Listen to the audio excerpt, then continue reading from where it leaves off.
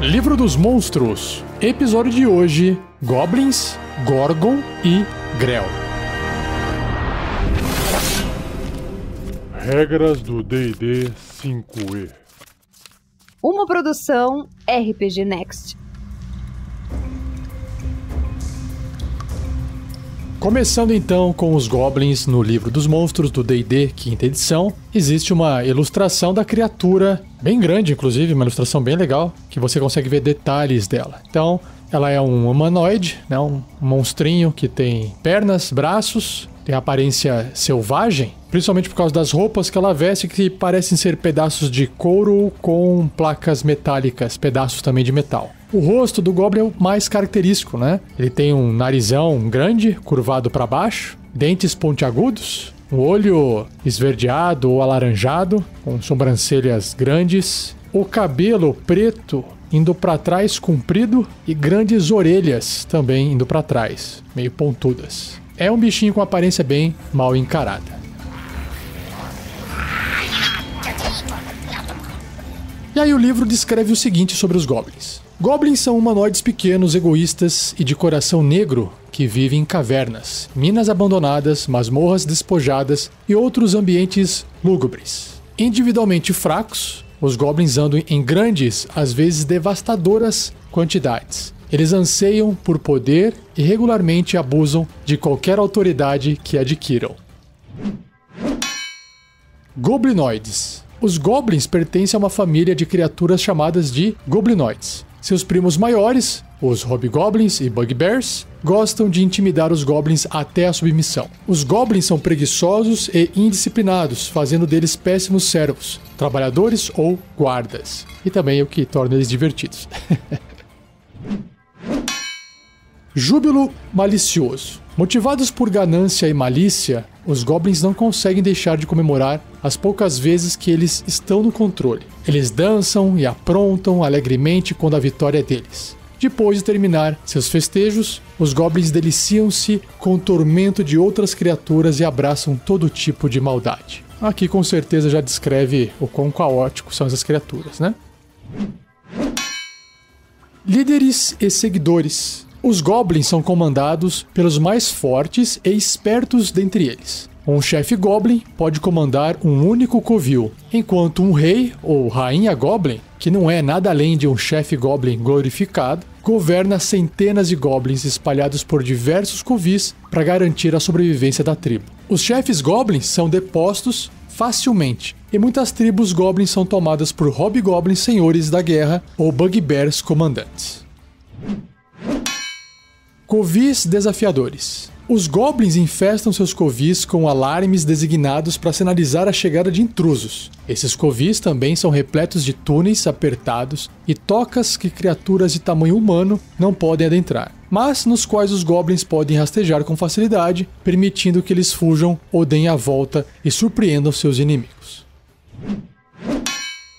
Mascotes ratos e lobos de montaria. Os Goblins possuem uma afinidade com ratos e lobos, criando-os para servir como companheiros e montarias, respectivamente. Ah, que legal. Como ratos, os Goblins evitam a luz do sol e dormem no subterrâneo durante o dia. Como lobos, eles caçam em matilhas, que se tornam mais ousadas pela quantidade. Quando caçam das costas dos lobos, os Goblins usam táticas de atacar e correr, que a gente vai ver quando chegar no bloco de estatísticas dos Goblins.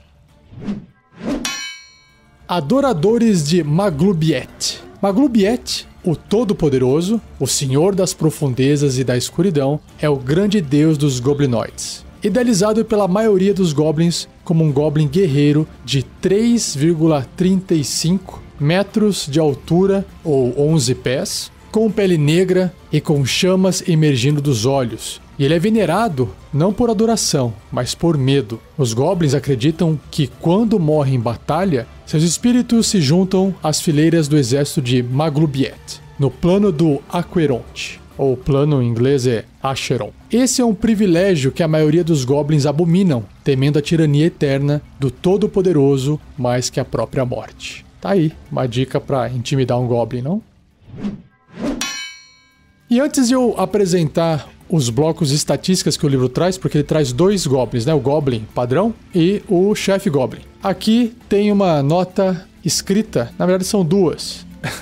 A primeira nota escrita diz o seguinte: se você quiser soldados ou bandidos, contrate hobgoblins. Se você quiser alguém que morra com uma pancada durante o sono, contrate bugbears. Se você quiser idiotas maléficos, contrate goblins. Quem deixou essa nota foi um tal de Stallman Klein, um senhor escravo.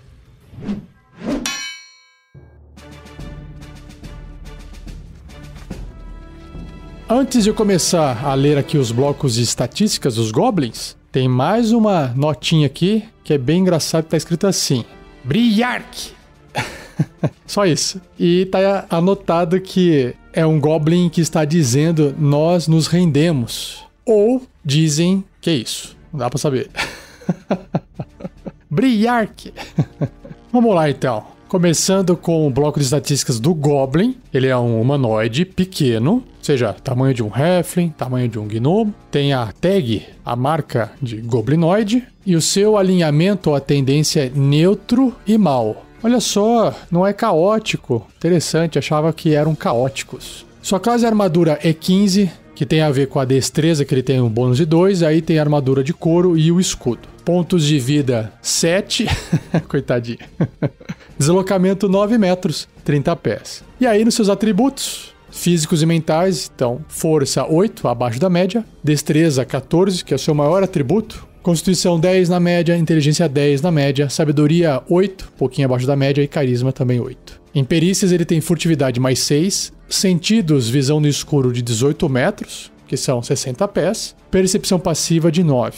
Idiomas, tanto o comum quanto o Goblin. E o seu nível de desafio é 1/4, concedendo 50 de XP. Ele tem uma habilidade chamada Escapada Ágil, ou seja, o Goblin pode realizar a ação de desengajar ou esconder-se com uma ação bônus em cada um dos seus turnos. Isso é muito útil porque um personagem normal, para poder fazer uma dessas ações, ele tem que gastar a sua ação. E o Goblin usa a ação bônus. Então, por exemplo, ele usou seu movimento, chegou perto do seu inimigo, usou a ação para atacar. E aí ele pode usar a sua ação bônus para poder desengajar. Então, se ele tiver movimento sobrando, ele consegue sair de perto do seu inimigo sem causar ataque de oportunidade. E o mesmo ocorre se ele quiser se esconder. Ele pode usar ação bônus para se esconder, e aí ele pode se mover, surgir da posição que estava escondido e ainda realizar uma ação para atacar, por exemplo, e provavelmente fazendo um ataque com vantagem, porque ele saiu da posição de escondido, né? Estava invisível. Bem legal. Isso torna o Goblin bastante tático. E aí, em ações, ele tem o ataque com a sua cimitarra, que é um ataque corpo a corpo com arma, mais 4 para atingir, o alcance 1,5 m, né? O alvo tem que estar adjacente. Se acertar, 5 ou 1d6 mais 2 de dano cortante. E o arco curto, a distância,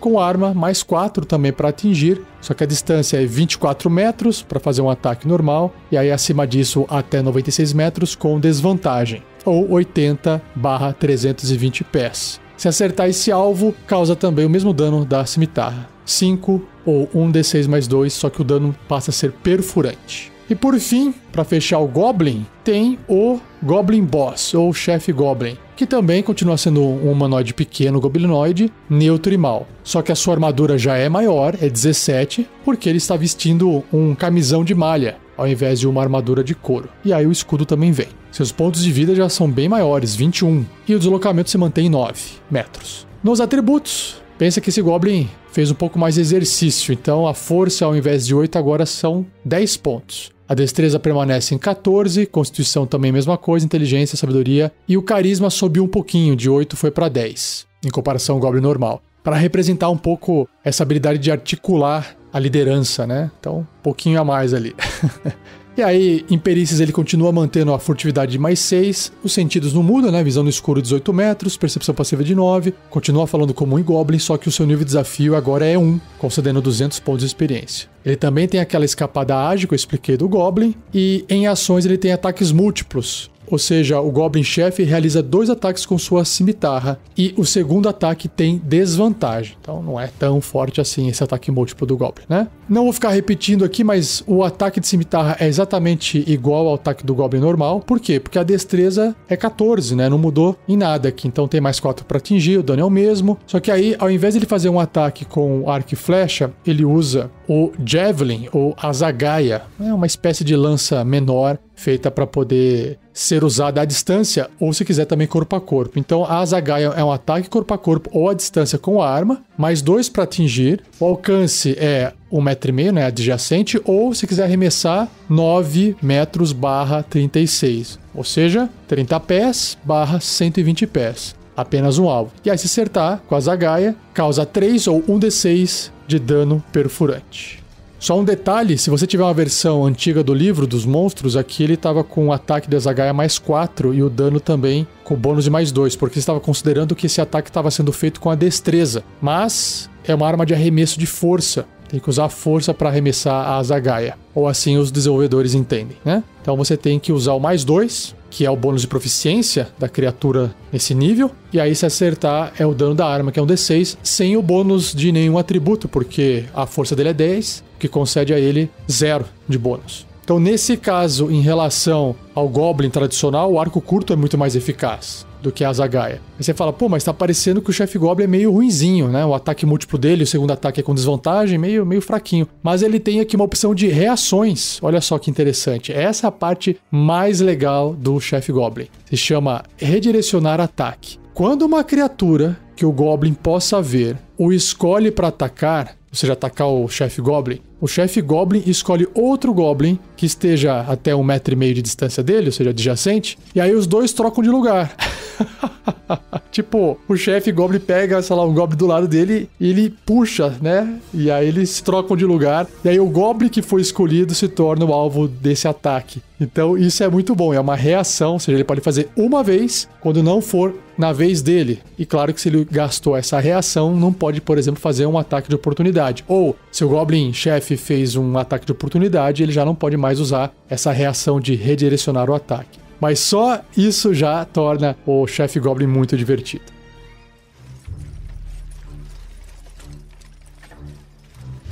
Bom, nessa parte de ideia de aventura, eu acho que é muito mais fácil de todo mundo imaginar cenas e situações interessantes, né? Porque Goblin, como é uma criatura fraca de nível baixo, ele é muito utilizado principalmente para aventureiros que estão começando em níveis baixos. Eles duram até um tempo em níveis altos, né? Nível 4, nível 5, níveis médios iniciais, e depois disso eles acabam desaparecendo porque os aventureiros se tornam tão fortes que os Goblins não fazem tanta diferença assim.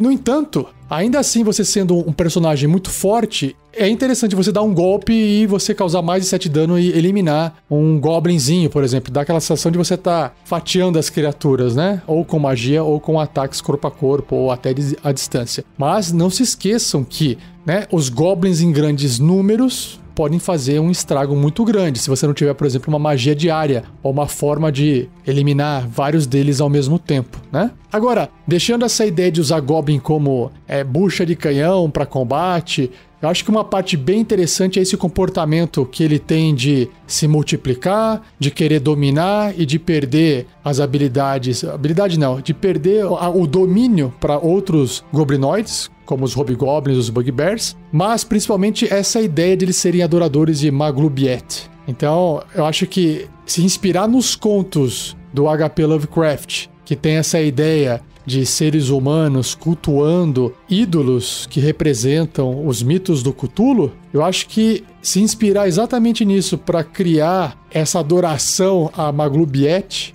com os Goblins pode fazer com que você tenha uma ideia de aventura um pouco mais sombria. Então imagina que os Goblins invadiram uma cidade, destruíram tudo, ou pegaram reféns para sacrifício, e aí quando os aventureiros vão atrás desses Goblins, eles encontram ali uma tribo, numa ilha, onde os Goblins estão adorando um monumento, uma estátua, alguma coisa que foi ali esculpida na forma de Maglubiet, e aí pode ter ali um chefe Goblin ou uma chefinha Goblin extremamente arrogante, extremamente, sei lá, se abusando do poder que ela tem. Eu acho que desenvolver essa questão da personalidade dos Goblins é a parte mais interessante. E claro que um combate é bem desafiador, ainda mais usando essa escapada ágil que os Goblins têm. E aí, claro, não deixe de compartilhar, né, a sua ideia de aventura usando Goblins. Você pode fazer isso no post, você pode fazer isso onde você teve contato com esse arquivo de áudio, seja no YouTube, ou no site do RPG Next, ou no fórum nosso que nós temos, com tópicos especialmente para vocês compartilharem essas aventuras criadas. Basta acessar rpgnext.com.br e lá no topo, clicar em fórum, você vai ser direcionado para um fórum, você cria uma conta gratuita e aí você pode compartilhar suas ideias por lá de aventura com monstros, tá bom? E vamos agora para a próxima criatura. Seja você também um guerreiro ou uma guerreira do bem. Para saber mais, acesse padrim.com.br/rpgnext ou picpay.me/rpgnext.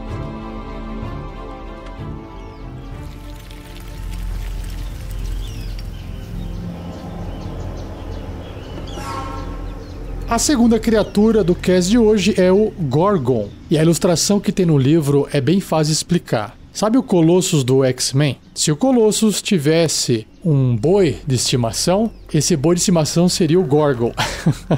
Imagina um boi, um touro na verdade, né? Com 2 chifres, bem grandes para frente, e a sua pele é exatamente igual à pele do Colossus do X-Men. Ele é inteiro, pelo menos o que parece na ilustração, metálico. Mas tem um detalhe, de suas narinas parece sair um vapor esverdeado, talvez seja veneno. Vamos descobrir o que o livro traz sobre ele.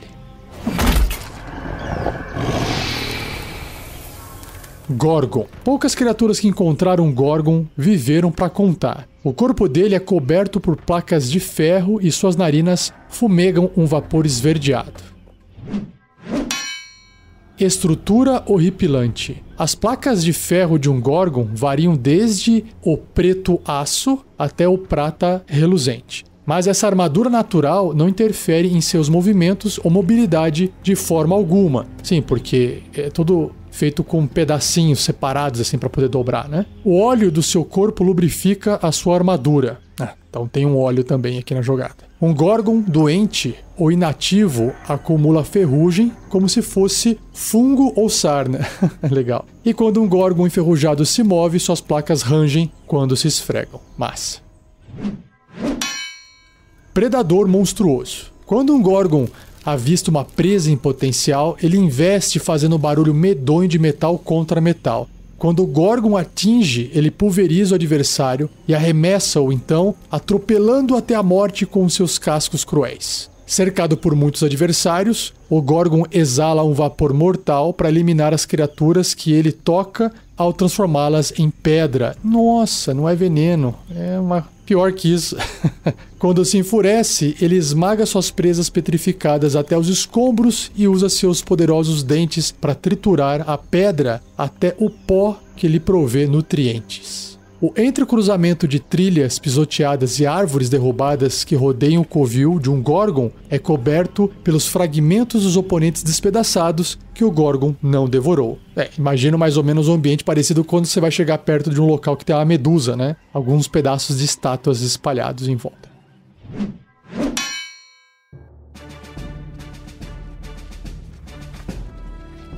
Bloco de estatísticas do Gorgon. Então ele é uma monstruosidade grande, né? Tamanho de um touro, né? Tamanho de um cavalo. E o seu alinhamento é unaligned, parcial, não tem alinhamento. Se comporta como um bicho. Sua classe de armadura é 19, uma armadura, claro, natural, né? Placas de metal, de ferro. Pontos de vida 114, uau, bastante, hein? Deslocamento 12 metros ou 40 pés. E aí seus atributos físicos e mentais, força 20, uau, bem forte, destreza 11, então, ali na média, constituição 18, bem alta, só que inteligência 2, né? bem bichão.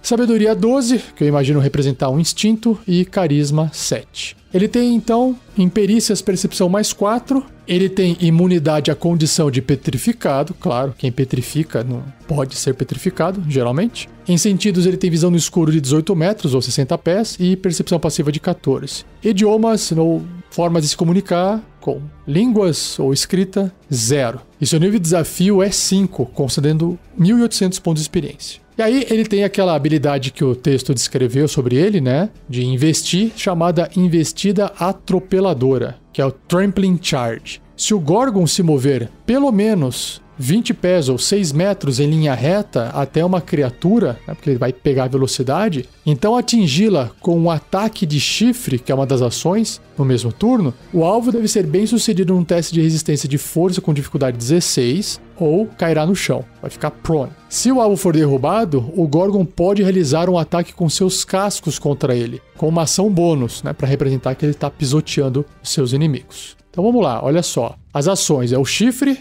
o casco e ainda tem o sopro petrificante. Então ele vai fazer o ataque com chifre, independente dele correr ou não, tá? Dele fazer o charge, né, a investida. Mas se ele fizer, o chifre vai ser um ataque corpo a corpo com arma, mais 8 para atingir o alcance, né, 1,5 metro, tem que estar adjacente. Se acertar, 18 ou 2d12 mais 5 de dano perfurante, né? Um dano considerável aí. E aí, se tiver investido, pode fazer com uma ação bônus um ataque com os cascos, que é um ataque corpo a corpo com arma, mais 8 para atingir, o alcance também, 1,5 metro, né, um alvo. Se acertar, 16 ou 2d10 mais 5 de dano de contusão. Então, um dano levemente menor. Mas mesmo assim, se estiver investindo, é um extra que entra ali com ação bônus. E claro que ele pode usar a ação para fazer um sopro petrificante que recarrega se tirar 5 ou 6 num dado de 6 faces, ou seja, 1/3 de chance de recarregar. O Gorgon, então, expele gás petrificante num cone de 30 pés, que são 9 metros. Cada criatura nessa área deve ser bem sucedida num teste de resistência de Constituição 13.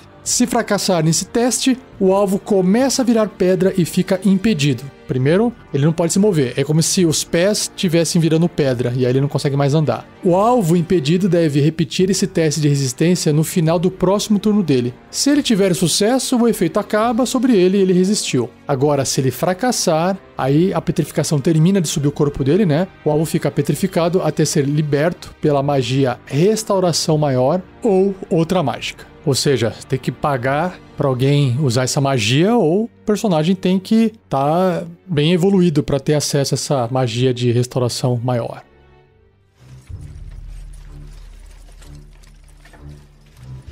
Ideia de aventura. Bom, como o Gorgon ele é de um nível de desafio 5, ele pode ser utilizado como um chefão para aventureiros de níveis baixos. Eu começaria a aventura, talvez, olha só que interessante. Um rei ou um nobre chama os aventureiros até o seu palácio, algo assim, onde é possível visualizar inúmeras estátuas ao redor de grandes guerreiros em poses de ataque e tal.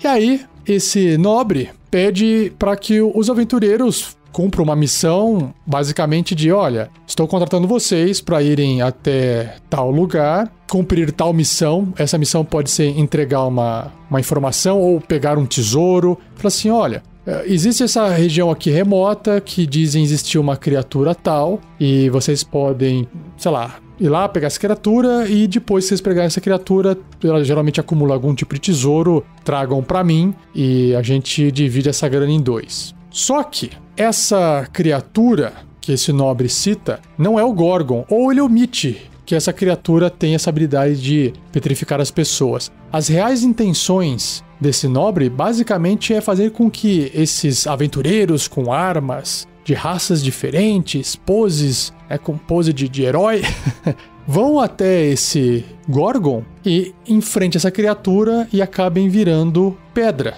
Porque esse nobre, o que ele faz? E depois ele vai lá, dá um jeito de ir lá e recolher essas estátuas dessas criaturas. Pelo menos as que sobram inteiras, né? Porque, como o livro diz, o bicho come essas pedras depois, essas estátuas, para se alimentar. Mas, eventualmente, pode ser que alguma estátua permaneça em pé por algum motivo e é muito mais barato você pegar essa estátua lá, petrificada, né? Aquela criatura petrificada, do que você pedir para um artesão construir, esculpir, né, em pedra, por exemplo. E aí é claro que os aventureiros, por serem aventureiros, vão ter que lidar com esse Gorgon. Talvez por essa fumaça, esse sopro petrificante, pode ser que eles falhem nesses testes de constituição e realmente um ou mais deles vire pedra. E aí, se ele quiser salvar o amigo, vai ter que trazer a estátua de volta e em busca de alguém que faça essa magia de restauração maior. Mas acho que o que é mais legal é que aventureiros voltam, ou enfim, vão encontrar o nobre não tá mais lá. Sei lá, é uma pessoa que, talvez não precisa nem ser um nobre, pode ser uma pessoa que, ela tem tipo uma exposição, como se fosse um circo. Ela monta, expõe as estátuas, depois ela desmonta tudo e vaza, porque o cara falou, opa, deu errado, a galera voltou, preciso vazar daqui. Um exemplo. E aí os aventureiros buscam alguém que tem a capacidade de fazer essa magia de restauração maior. E aí até pode ser até um outro personagem, um outro, sei lá, tem que ver qual que é o nível dessa magia também, se tem pergaminho, enfim. Mas o que seria legal é esses aventureiros encontrarem essa pessoa, esse nobre, ou essa pessoa, esse picareta aí que pediu pra eles irem até o local lá pegar o tal tesouro que não existia. E aí usarem essa magia de restauração maior nas outras estátuas. E acabar trazendo de volta à vida aquelas pessoas que foram petrificadas. E aí fecha esse arco narrativo do tipo os aventureiros salvando todo mundo, sabe? Então, essa é a ideia de aventura. Se vai ter mais inimigo ou não durante a viagem, pode, né? Ter, dependendo do local. Será que eles vão atravessar um pântano? Será que eles vão atravessar, sei lá, ter que passar por um mar? E aí pode ter criaturas marinhas. Não precisa necessariamente ter só o Gorgon no final, né? Enfim, essa é a minha contribuição para você que está me ouvindo agora, para criar uma ideia de aventura com o Gorgon. Não se esqueça de compartilhar sua ideia no fórum se você também tiver.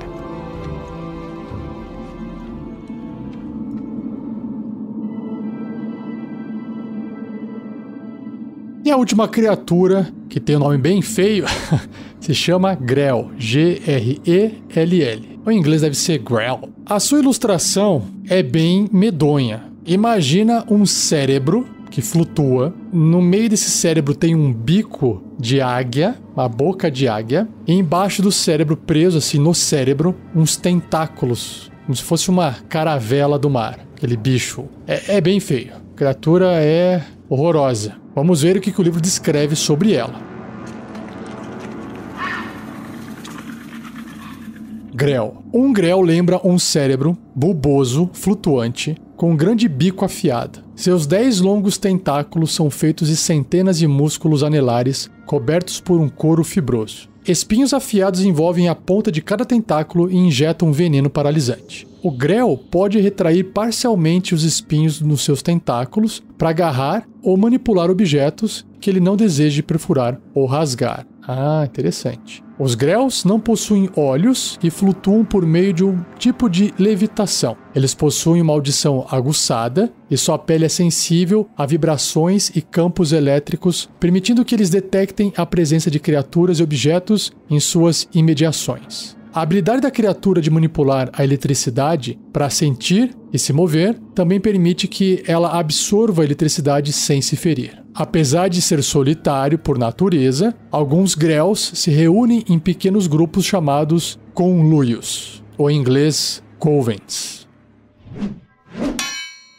Emboscadores flutuantes. Um Grell prefere emboscar criaturas solitárias ou retardatários, planando silenciosamente próximo do teto de uma passagem ou caverna até que um alvo adequado passa por baixo. Quando ele então desce rapidamente e envolve a presa com seus tentáculos. Depois ele flutua para o seu covil com a criatura paralisada em sua posse. Eita, é terrorizador, hein? Alienígenas devoradores. Os Grells são predadores alienígenas que agrupam as outras criaturas em 3 categorias: comestíveis, não comestíveis e grandes devoradores, que são as raras criaturas que podem caçar um Grell. Então, basicamente, é o que ele pode comer, o que ele não pode comer e o que pode comer ele. Os Grells não sentem remorso em atacar as criaturas que eles classifiquem como comestíveis, incluindo humanoides. Eles tendem a evitar criaturas maiores que eles, principalmente aquelas que eles têm pouca esperança em conseguir carregar. Então já a gente descobre qual é o tamanho desse Grell, né? Por fim, um Grell certas vezes irá permitir que aventureiros entrem em guerra com outros monstros que habitem os complexos de masmorras que eles chamam de lar, ficando fora do caminho dos aventureiros enquanto eles dão cabo de ameaças maiores, esperando o momento certo de atacar. que eu imagino que esse comportamento dê ao Grell uma inteligência maior, né? Não é um bicho burrão. Mas antes de eu partir pro bloco de estatísticas pra gente poder entender como é que ele funciona mecanicamente no jogo, aqui no livro tem uma notinha deixada inscrito num pedaço de papel que diz o seguinte: nossa intrépida ladina escalou o poço para prender uma corda. Então houve um suspiro e a corda caiu. Nunca mais a vimos. Esse é um relato de um aventureiro sobre um ataque de Grell num local chamado Kyber e publicado na crônica Kohenberg.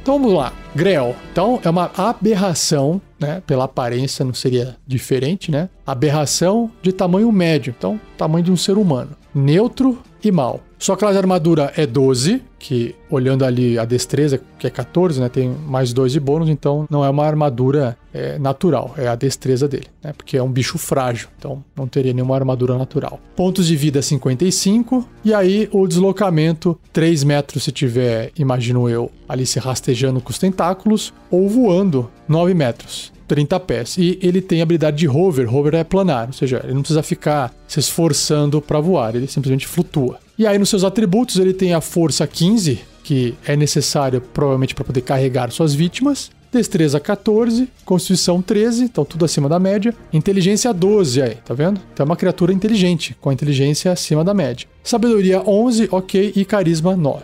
Um pouquinho abaixo, mas de forma geral é uma criatura acima da média em termos de atributos. Perícias, ele tem furtividade 6 e percepção mais 4. E é imune a dano elétrico, como deixou claro ali no livro, né? E também tem imunidade às condições de caído, não consegue ficar caído, né? Porque ele tem hover, ele flutua. E também cego, né? Não tem olhos, então não tem como deixar ele cego. E aí, os seus sentidos, como é que ele enxerga, né? Ele tem percepção às cegas, que é o Blind Sight, de 18 metros ou 60 pés, ou seja, ele percebe as coisas. Só que além desse raio, ele se torna completamente cego. Então, você pode estar enxergando ele de longe e ele não sabe nem que você está ali. E a sua percepção passiva é de 14. A não ser que você esteja de longe, então faça muito barulho, e aí ele pode te perceber. Lembrando que ele consegue ouvir, mas ele só é cego além de 18 metros. Idiomas, sim, olha só que interessante, ele se comunica entre eles, né? Ele tem o idioma Grell. E o seu nível de desafio é 3. Interessante, concedendo 700 pontos de experiência. Vamos ver aqui suas ações. Então ele tem, primeiro, ataques múltiplos. Ele ataca, né, faz uma ação com o tentáculo e também com o bico. Vamos ver ataques múltiplos. O Grell realiza 2 ataques, um com seus tentáculos e um com seu bico. Então, primeiro o tentáculo, que é um ataque corpo a corpo com arma, mais 4 para atingir. O alcance é de 3 metros, ou 2 quadradinhos no tabuleiro, né, 10 pés. Uma criatura apenas, e se acertar 7 ou 1d10, mais 2 de dano perfurante. E o alvo, aí que tá, né? O dano não é tão alto assim, mas o alvo tem que ser bem sucedido num teste de resistência de constituição com dificuldade 11, ou ficará envenenado por 1 minuto. O alvo envenenado fica paralisado e pode repetir esse teste de resistência no final de cada um dos turnos dele, terminando o efeito com sucesso. O alvo também fica agarrado e tem uma dificuldade de 15 para tentar escapar. Se o alvo for médio ou menor,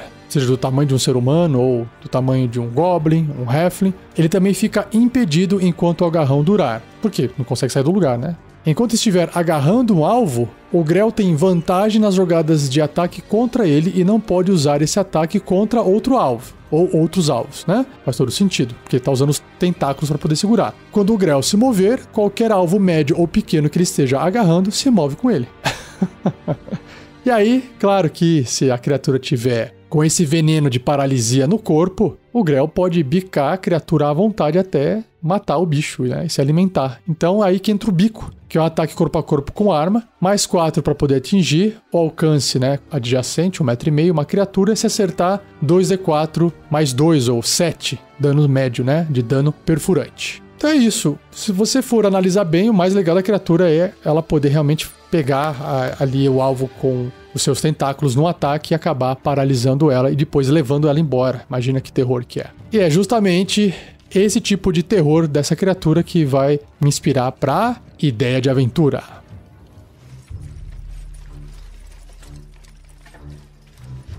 Então assim, eu usaria o Grell exatamente como foi descrito no livro falando sobre essa ideia de alienígenas devoradores ou emboscadores flutuantes, né? Colocá-los num local onde eles têm a consciência de que eventualmente as criaturas entram em conflito para que ele possa se alimentar depois dos que sobreviverem ali. Então, seria interessante assim, bom, o Grell pode conviver no mesmo ambiente com criaturas que são os grandes devoradores, ou seja, as criaturas, ou, no caso, os não comestíveis, né? Porque os grandes devoradores iriam caçar o Grell, comer o Grell, né? Mas vamos colocar ele então no local onde tenha criaturas não comestíveis pro Grell. Seja, sei lá, gigantes ou ogros, esse tipo de criatura. Claro que pode ter Goblin ali junto e o Grell acabar de vez em quando comendo um Goblinzinho. Mas o ogro ele não vai comer. E aí quando os aventureiros chegarem naquele local e lutarem contra os ogros, o Grell vai esperar isso acabar, a guerra acabar, e falar, olha, bom, opa, carne nova,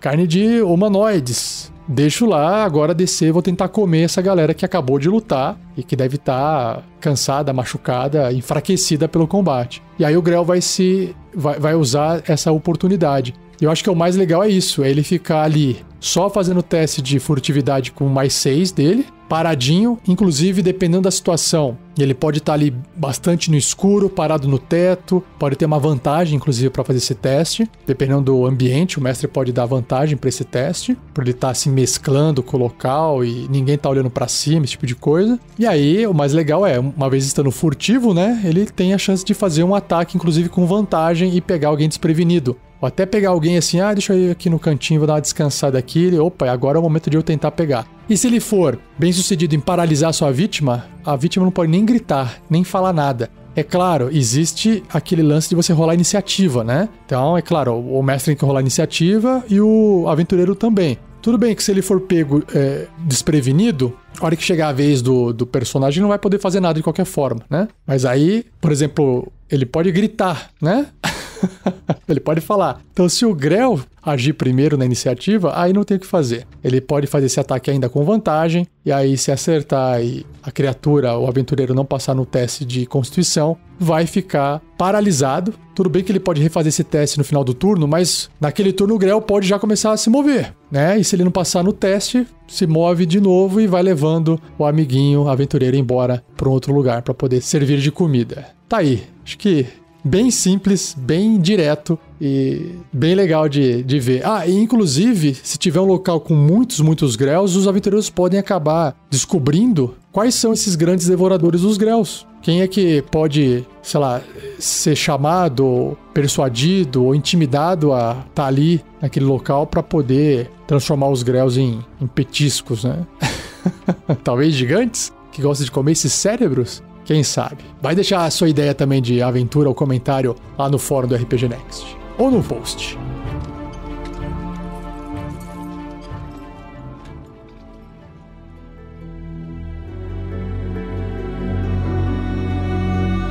E assim eu encerro mais um episódio do Regras do D&D 5e. Espero que você tenha gostado. Por favor, compartilhe, isso é muito importante. E, claro, agradeça ao Gleico Vieira Pereira por mais uma edição fantástica. E lembrando que se você gosta do nosso trabalho e tem interesse de se tornar também um membro do RPG Next, aqui dentro tem espaço para todo mundo que tem vontade de trabalhar, produzir alguma coisa, ajudar em alguma coisa e acabar virando membro do projeto. E como é que funciona? Resumidamente, você tem que ter vontade de fazer alguma coisa dentro do projeto de forma que seja recorrente, né? Por exemplo, eu tenho 4 horas por semana para poder ajudar no projeto, eu posso fazer alguma coisa a cada 15 dias, enfim. Você primeiro chega com uma ideia para virar ajudante. Por exemplo, o Gleico fez isso. Ele veio conversar comigo uns tempos atrás, meses e meses atrás, e falou: Rafael, tem alguma coisa que eu poderia ajudar? Eu consigo editar, eu gosto e tal. Eu falei: você quer me ajudar com a edição do Regras do D&D 5e? E aí, rapidamente, o Gleico pegou essa habilidade, já tinha, né, uma habilidade com a questão sonora,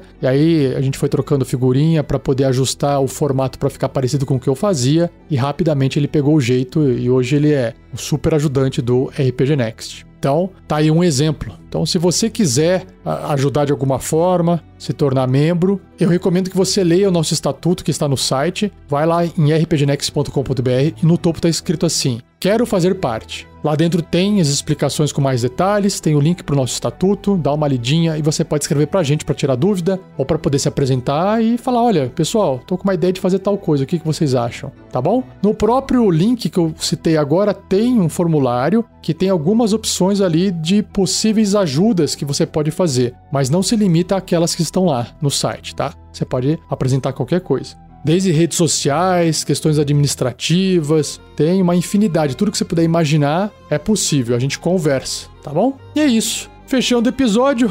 De novo, mais uma vez, obrigado por continuar até aqui. E não perca o próximo cast, onde eu vou apresentar os monstros Greek, Grifo e Grimlock. Beleza? Então é isso. Muito obrigado, um abraço e até o próximo episódio.